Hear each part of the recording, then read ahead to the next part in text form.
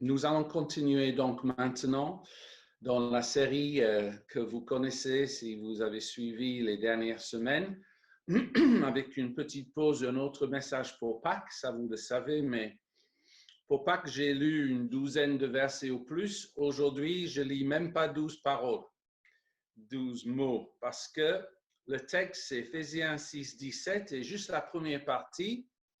Prenez aussi le casque du salut. Voilà, j'ai fini la lecture de la parole. Je le redis. Prenez aussi le casque du salut. Parce que vous savez tous, je suis dans cette série. Si vous étiez là avec nous il y a 15 jours, j'ai parlé du bouclier de la foi. Vous vous rappelez la bonne nouvelle que ce bouclier romain avait la taille d'une porte. Ça bloquait tout. C'était rempli de l'huile de l'esprit. Et quand j'ai prêché ce message sur la foi, je voulais vous partager en fait juste un verset de plus, simplement parce que ça fait partie de mes versets préférés sur la foi. Et c'est 1 Jean 5, 4 que je vais vous lire. Tout ce qui est né de Dieu triomphe du monde. Et déjà, cette première partie me réjouit parce que vous êtes nés de Dieu. Patrick vient de dire, nous avons tous le même ADN. Alléluia pour ça. Et tout ce qui est né de Dieu, donc c'est vous, vous triomphez du monde. Et après, la verset enchaîne en expliquant. Et la victoire qui triomphe du monde, c'est notre foi. Alléluia pour ça. Donc, vous avez beaucoup de victoires qui vous attendent.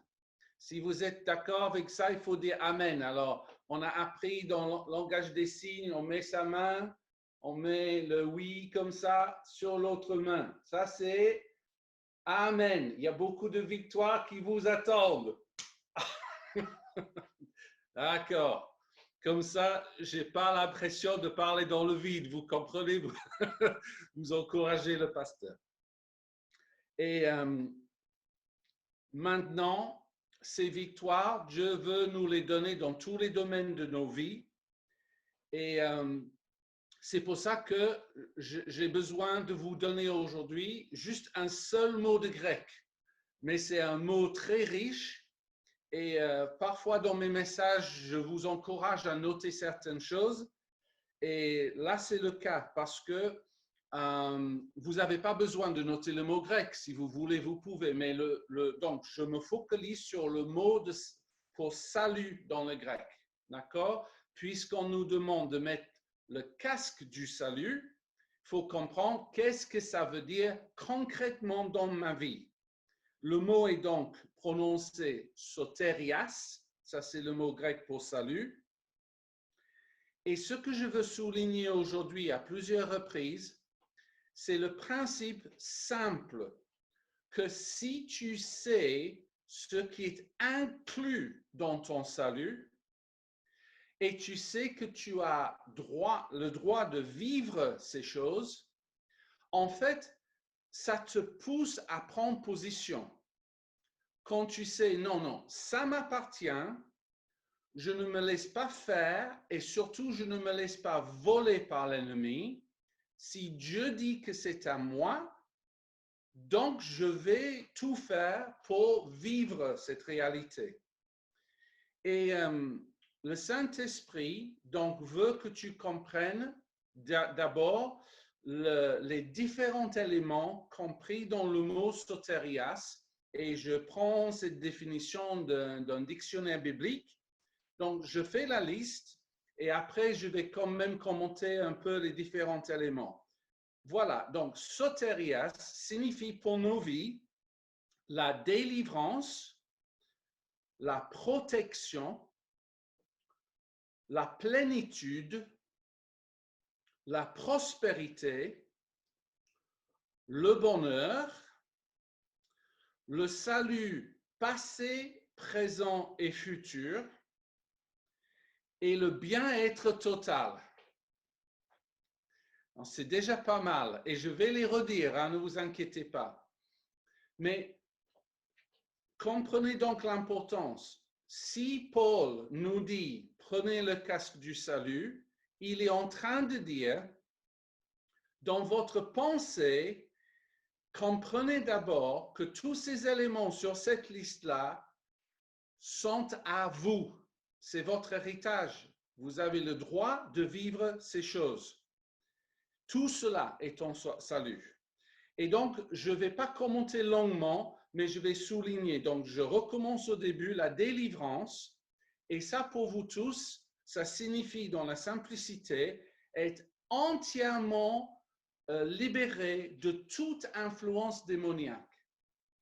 D'être libre pour obéir à Dieu, libre de tout esprit impur. Ça, c'est ton héritage en Christ. Et cette liberté, vous pouvez tous la connaître. Parfois, ça passe par la prière avec quelqu'un, d'accord, mais tu as droit à vivre cela. Et l'ennemi essaie peut-être de dire le contraire, mais vous allez résister. Ensuite, la protection. Oh, c'est évident dans un sens peut-être, mais comprenez que ça veut dire protéger du diable, de la maladie, des hommes méchants avec leur complot parfois, et de tout ce qui cherche à te nuire. Si je simplifie encore, l'ennemi veut te faire mal dans différentes dimensions, et Jésus a dit, mais moi, je suis venu, alléluia, pour te protéger de ce mal. Ça, c'est ton héritage. Et quand tu le sais, tu prends position.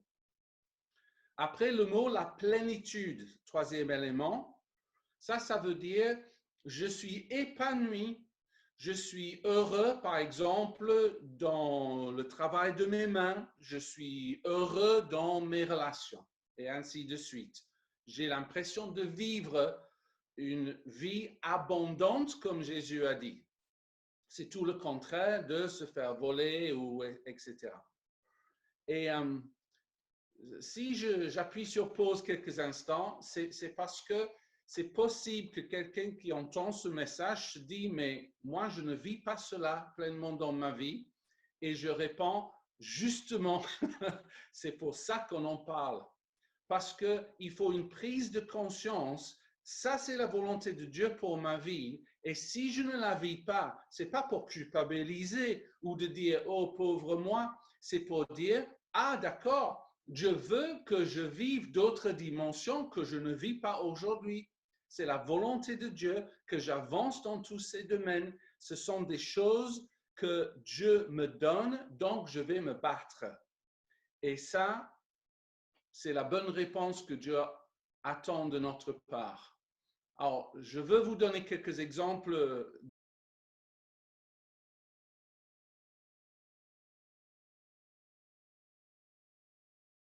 Le bonheur, c'est le quatrième, je crois. Donc, Jésus, je vous rappelle, nous a dit qu'il voulait nous laisser sa joie, nous donner sa joie, afin que notre joie soit parfaite. Donc, c'est déjà merveilleux de savoir qu'on a accès à la joie de Jésus-Christ.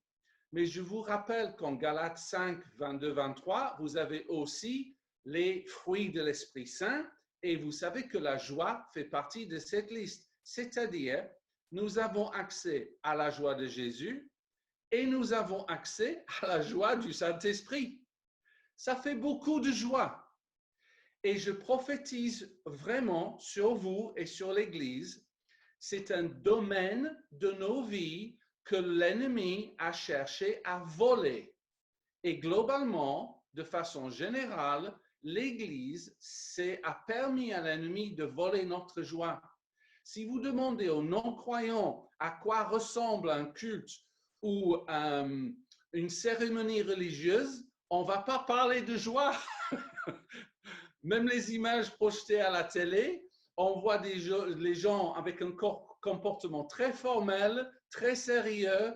La joie ne semble pas très présente.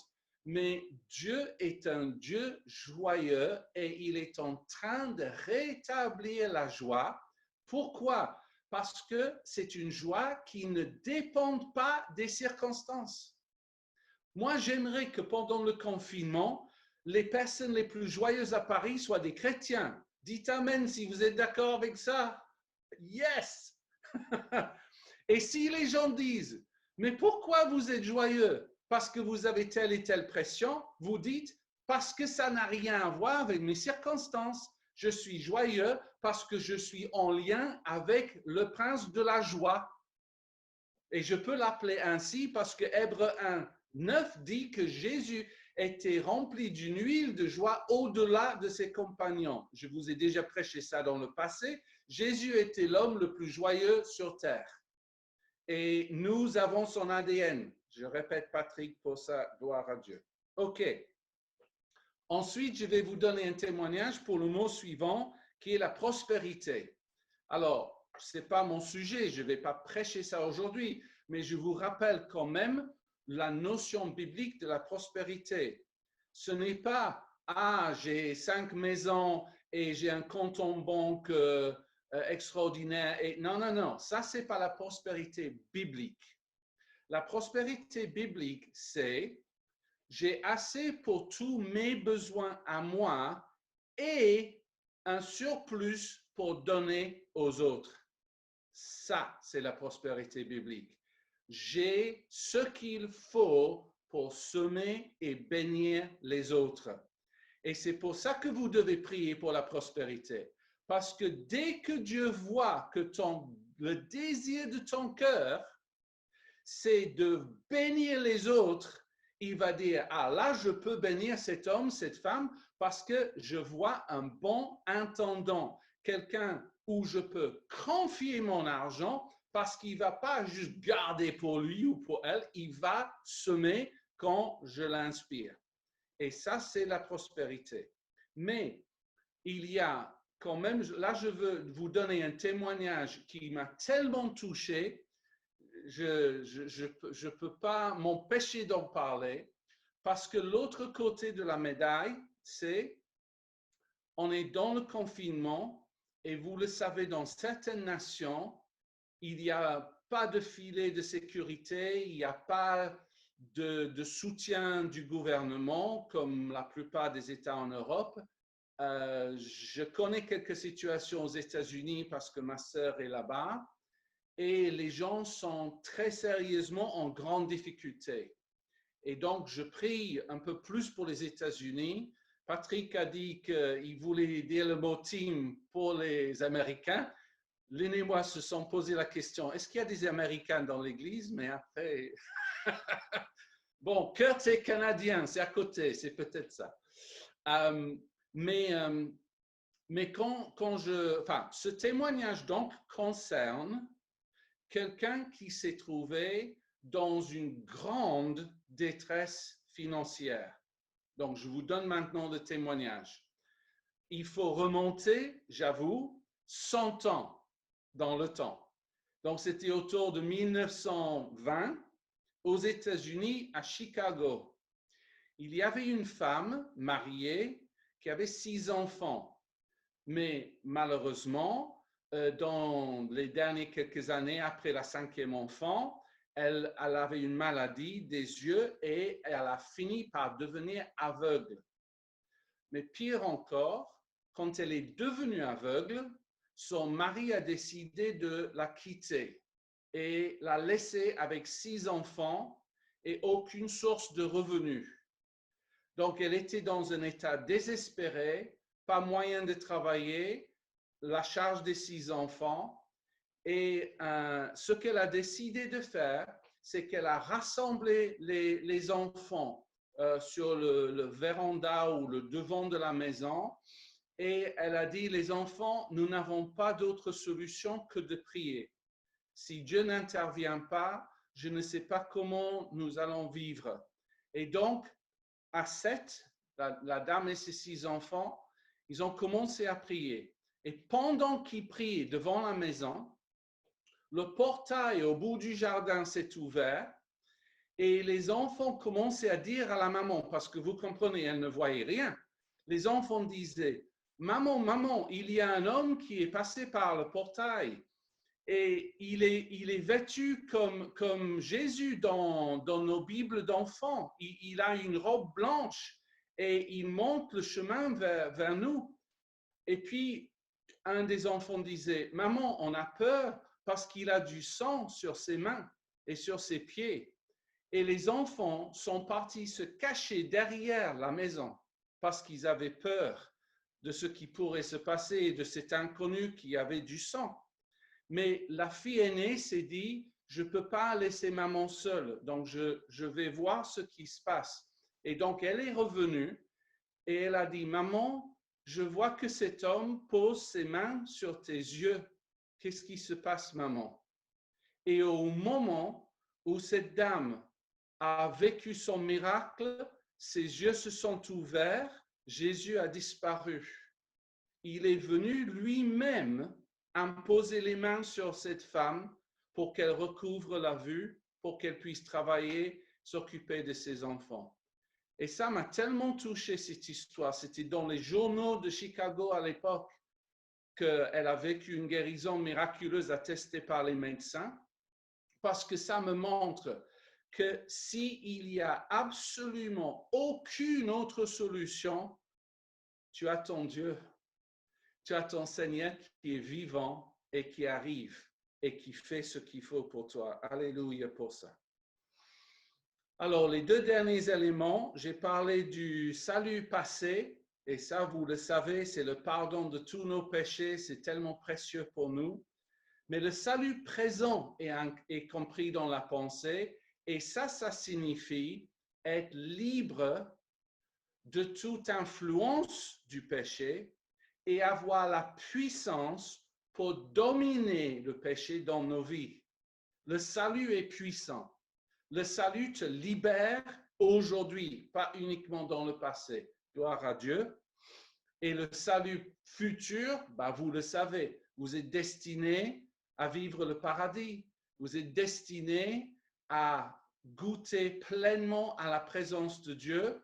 Et la Bible dit un mystère. Je ne peux pas vous décrire à quoi ça va ressembler, mais la Bible dit, Dieu a voulu partager sa gloire avec ses fils, avec ses enfants. Donc, à quoi ça va ressembler de partager la gloire de Dieu? Je vous laisse imaginer en semaine. Hein? Soyez bénis dans cette méditation. Mais ça arrive. Et donc, ça, c'est le salut. Et Paul nous dit, il faut porter le casque du salut. Donc, je vais juste vous donner 3 aspects maintenant de ce que c'était ce casque romain à l'époque, qui faisait référence à ça. Et première chose à noter, c'est qu'en fait, chaque casque romain était différent. C'était fait de métal, souvent en bronze, mais chaque soldat, en fait, avait le droit de mettre les inscriptions sur le casque qu'il voulait. Les mots, même les images. Il pouvait ajouter des plumes. Je ne sais pas si vous avez vu des vieux films des soldats romains, mais il y avait des plumes qui sortaient souvent dans l'eau. Et même, ils pouvaient mettre ça dans une forme d'animal. Donc, il y avait des casques en forme d'éléphant, de cheval, enfin voilà, libre à chacun, en fait, de s'exprimer, on peut dire. Mais, en résumé, c'était beau, c'était impressionnant. Quand un soldat portait son casque, tu le voyais venir et tu savais qu'il était soldat, etc. Et moi, je suis là pour vous dire, le salut, c'est comme ça. C'est-à-dire, ton salut et mon salut à la même racine, le merveille de la croix, d'accord. Mais en fait, après, ça devient personnel. Il y a un salut qui est conforme, je veux dire, à ton caractère, à ta personnalité. Et ce que Dieu veut pour ta vie, c'est que tu t'épanouisses pleinement dans ta façon d'exprimer ton salut. Ce monde n'a pas besoin qu'on soit conforme les uns aux autres. Ce monde a besoin de voir à quoi ça ressemble quand Dieu est dans ta vie. Alléluia pour ça. Et ce casque du salut, c'est avoir cette confiance. J'ai le salut, Dieu m'aime, je suis son ambassadeur et je suis fier de l'être. L'autre jour, je vous dis ce que j'ai vécu. Je faisais ma balade d'une demi-heure que je fais tous les jours et une dame complètement inconnue s'est approchée de moi avec 2 enfants. Alors, elle a respecté les gestes barrières. Hein. Quand je dis elle s'est approchée de moi, elle s'est tenue à 2 mètres quand même. Elle a dit simplement bonjour monsieur, donc j'ai dit bonjour madame, et elle m'a dit directement monsieur, est-ce que vous connaissez le Seigneur Jésus-Christ? Comme ça, dans la rue. Donc, évidemment, j'ai répondu, oui, madame, je suis pasteur. Et puis, elle a fait, ah, je suis ravi, vous êtes pasteur, vraiment, quelle église, c'est où, etc. Et elle est partie tout joyeuse, on a échangé un peu, vous imaginez. Mais vous imaginez aussi, ça m'a interpellé. Je me dis, waouh, cette dame se promène comme ça. Et elle pose de telles questions. Oh Seigneur, aide-moi. Parce que moi, dans ma tête, avec les gestes barrières, les gens ne veulent pas savoir, les gens ne veulent pas ceci, cela. Et peut-être si. Et j'ai raconté mercredi, donc excusez-moi pour ceux qui étaient là, je me répète, je sais, mais ce n'est pas tout le monde, que je suis allé à la pharmacie pour quelque chose et quelqu'un filmait avec une grosse caméra sur l'épaule, etc.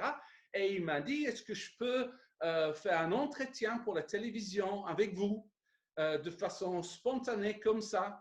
Et il y avait moi et la pharmacienne et quelqu'un derrière qui attendait. Et puis, donc, il me pose des questions un peu pour comparer la situation COVID-19 en France et en Angleterre et la gestion, enfin, des questions comme ça. Mais à la fin, il me dit, est-ce que je peux juste prendre votre prénom? Donc, je dis Steve, et puis il me dit, et c'est quoi votre métier? Et j'ai dit, bah, en fait, je suis pasteur d'église. Et littéralement, et devant tout le monde, il dit, pasteur d'église, oh, bénissez-moi s'il vous plaît, tout de suite. Faites ça sur moi. C'était rigolo. Dans la pharmacie, il voulait que je fasse la signe de la croix sur lui. Donc, en fait, je lui ai dit, écoutez, c'est pas un geste comme ça qui fait la différence, mais j'ai dit, mais mes paroles de bénédiction sont puissantes. Donc, préparez-vous à les recevoir. Je vous bénis, monsieur, au nom de Jésus-Christ de Nazareth. Il a dit, ah, merci, je me sens bien, merci pour cette bénédiction. Et je me dis, waouh, alléluia, Seigneur. Il y a des occasions, il y a des choses qu'on peut faire avec le Seigneur. Gloire à Dieu pour ça. OK. Deuxième chose concernant le casque, je reviens. En fait, la taille du casque était adaptée pour chaque soldat parce qu'il était essentiel que le casque soit très serré sur le cran, que ça ne puisse pas être enlevé facilement, surtout pas par l'ennemi, c'est la notion. Et le pourquoi de cela, c'est évident dans un sens, c'est pour éviter d'être vraiment meurtri par des coups directs sur la tête. Vous allez me dire, bah oui, c'est un casque. Oui, mais la notion spirituelle de cela, c'est que nous avons un ennemi qui veut surtout nous attaquer dans le domaine des pensées et dans le domaine de nos croyances, et il essaye d'enlever des aspects de notre salut. Et c'est là où nous devons résister et garder la vérité vraiment serrée autour de nous pour ne pas être dans la condamnation, refuser les accusations et s'approprier de tout ce que Dieu veut. Et puis la dernière chose, dernier élément de ces casques, c'était qu'en fait, ce n'était pas uniquement sur le crâne, ça descendait, il y avait des parties, on va dire, métalliques sur les deux côtés pour protéger la mâchoire. Alors, vous imaginez le pourquoi également pour les soldats, mais quand je méditais ça, le Seigneur m'a dit, Steve, je veux souligner 2 aspects de la mâchoire, le fait que ça sert pour manger et que ça sert pour parler. Et il m'a dit, tu dois souligner au peuple de Dieu l'importance de manger la parole de Dieu. Je sais que c'est basique ce que je dis, mais en fait, la méditation que j'ai eue, qui est un peu bête peut-être, c'est que si vous imaginez quelqu'un qui dit ceci: j'en ai marre de prendre le petit déjeuner parce qu'en fait, je ne vois pas où va la nourriture. Je ne comprends pas mon système digestif et quand je le mets dans ma bouche, je ne vois aucune utilité. Je ne vois pas de changement dans mon corps et donc je vais arrêter de manger le petit-déj. Bah, si quelqu'un parle comme ça, vous allez dire, c'est ridicule. Faites confiance à votre corps. Faites confiance que Dieu nous a créés, que ça va être transformé en énergie, enfin, etc. Et si vous êtes scientifique, vous allez donner toute une explication plus détaillée. Bah, c'est la même chose que je constate pour la parole de Dieu et pour les temps que je passe avec le Seigneur. Parfois, et j'espère que ça vous encourage, parfois, je passe 1 heure, 2 heures avec le Seigneur et j'ai l'impression qu'il n'y a rien qui se passe. Quand je sors de là, je ne peux pas me dire, je suis différent, je suis transformé. Mais Dieu dit, tu as bien mangé et tu verras le fruit. C'est une vraie nourriture, la parole de Dieu. Et ça fortifie dans ton esprit des façons que peut-être toi, tu ne conçois pas tout de suite et tu ne vois pas, mais par la foi, tu fais confiance. Dieu t'a donné sa parole comme nourriture, tu la manges, elle te nourrit, c'est comme ça. Alors, après, pour parler, la mâchoire sert pour parler. Et là, j'étais conduit dans un psaume que je vais vous lire, juste un verset, dans le psaume 141, je crois que c'est le verset 3, je ne l'ai pas noté, excusez-moi, qui dit ceci. David dit, « Éternel, mets une garde à ma bouche, veille sur la porte de mes lèvres. » Et ce que j'ai découvert dans ma Bible d'études, c'est que littéralement, David dit ceci, mets la porte d'une forteresse devant mes lèvres. Ça veut dire, mets une énorme porte fortifiée devant mes lèvres. Pourquoi? Parce que David ne voulait rien dire qui était en contradiction avec la volonté de Dieu. Moi, je sais, j'ai 60 ans maintenant, donc ça fait longtemps que je constate ceci. Le plus souvent, je dirais 90% des arguments ou des tensions entre des personnes viennent de notre façon de parler. Jacques dit, la langue est comme un feu qui embrase tout et pas dans le bon sens, mais un feu de forêt qu'on ne peut plus maîtriser. C'est-à-dire, les paroles qui sortent de notre bouche dans ce temps de confinement, il faut vraiment qu'on veille sur elles. Là, je vous donne une exhortation, mes frères et sœurs. Ta bouche peut être instrument de vie ou de mort. Même si tu es frustré par quelque chose, ta façon de dire ta frustration compte pour beaucoup.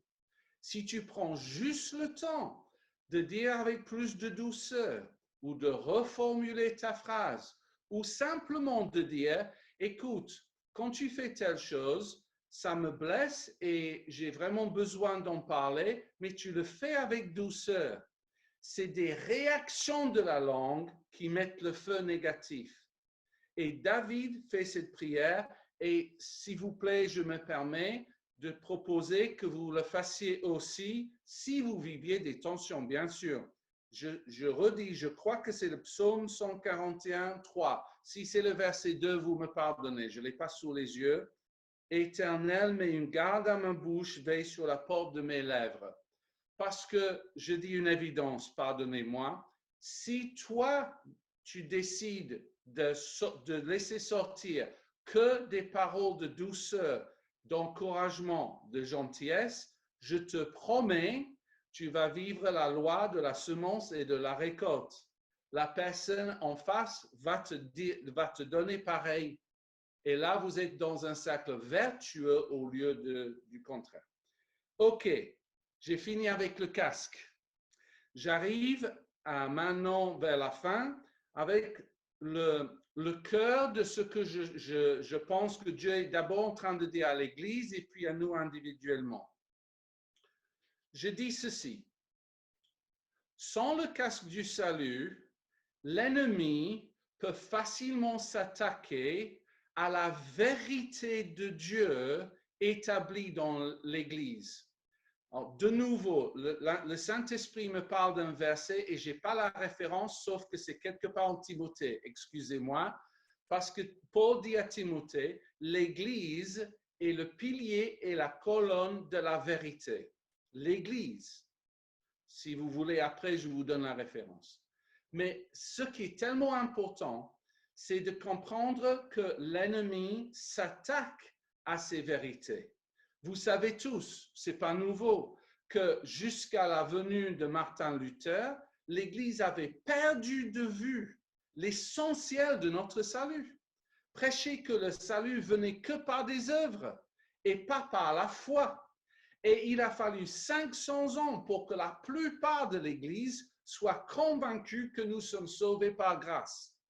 Et même encore aujourd'hui, sans aucun jugement dans mon cœur, nos frères catholiques sont parfois pas tout à fait convaincus non plus. Vous imaginez 500 ans de vérité et c'est pas encore assis pour tout le corps de Christ. Mais c'est pareil si je vous parle, on va dire, de la guérison. Il y a certains qui sont convaincus que Dieu veut guérir notre esprit dans le sens du salut. Ils pensent que Dieu veut guérir notre âme pour qu'on soit libéré intérieurement, mais ils ne sont pas convaincus que Dieu veut aussi guérir le corps. Mais je vous cite un verset en 3 Jean 2. Bien-aimé, je souhaite que tu prospères à tous égards et sois en bonne santé comme prospère l'état de ton âme. Alors, c'est évident, seulement les chrétiens qui sont convaincus que la guérison physique est inclue dans le salut, seulement ces chrétiens-là vont se battre pour cela. Si tu n'es pas convaincu, tu ne te bats pas et tu n'avances pas dans cette dimension pour ta vie. Mais moi, avec Lynn, on prend position de plus en plus pour dire, chaque fois qu'on a quelques symptômes, on va les chasser au nom de Jésus, on va les résister parce que le salut, la guérison et la santé sont notre héritage et on prend position pour. Alléluia. Donc, dernier exemple peut-être. Il y a à peu près 100 ans, ou si je remonte 120 ans, je sais que c'est vrai, l'Église avait complètement perdu de vue la puissance du Saint-Esprit. Personne ne parlait du baptême du Saint-Esprit, ni des dons de l'Esprit, ni de cette phrase où Jésus dit « Tu recevras une puissance, le Saint-Esprit survenant sur vous, quand vous recevez le baptême de l'Esprit. » Mais gloire à Dieu pour le réveil à Azusa et à d'autres endroits dans le monde. Et aujourd'hui, des millions de chrétiens connaissent ce baptême d'esprit. Mais je finis par ceci. Dieu me dit, le baptême de l'Esprit Saint est un vrai baptême de puissance. J'ai plus de puissance pour vous de ce que vous imaginez.